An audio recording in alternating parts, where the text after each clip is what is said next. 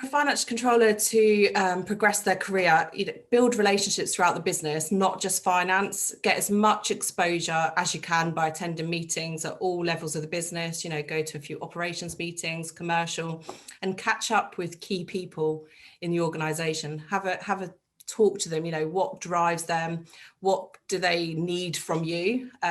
Some of the reports you do, maybe you could do them in a slightly better way that gives them more value, but just really build on those relationships. So I would say get as much experience as possible in non-finance roles or cross-functional projects or in the business on other things. So expose yourself to non-financial things in order to show a breadth of experience outside of finance. I'd strongly advise they go into a large organisation to really build that broad experience. If you can get that, that'll help you on your next step, if that next step happens to be an FD or a CFO. In a large organisation, you should be able to really build upon your commercial experience as well. Often these days, people are not just looking for accountants, they're looking for people that can help on the commercial side.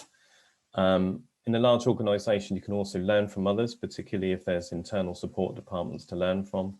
Such examples is a head office might have a tax department, a company secretarial department, and from here you can really build your knowledge, experience and understanding and apply that in your next step. You can be a really good accountant and work your way up. So accountant, finance manager, financial controller.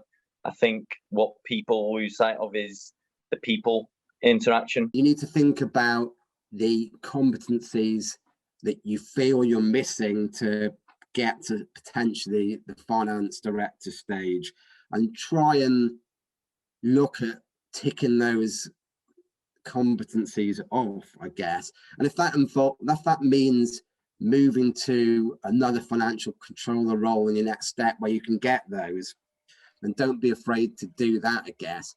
But if there's opportunities in your organization you work for to step out your comfort zone, then that's what you should be doing. I think there are a number of things, but I think throughout your career anyway, this is more general advice as well. Just seek to learn and be open to solving problems, but also take ownership. I come across too many people in my career who just don't want to own the issue and the problem. The way I manage finance teams is for the finance department to take ownership of issues, to resolve them and to move the business forward. So if you've got that mindset, really the sky's the limit. So you can push on and go to that next stage. Always look to try and do the job that you want to do. Is that looking between the transition from FC to FD? You've got to be looking at your FD. What are they doing? What are they presenting? What are they asking of you?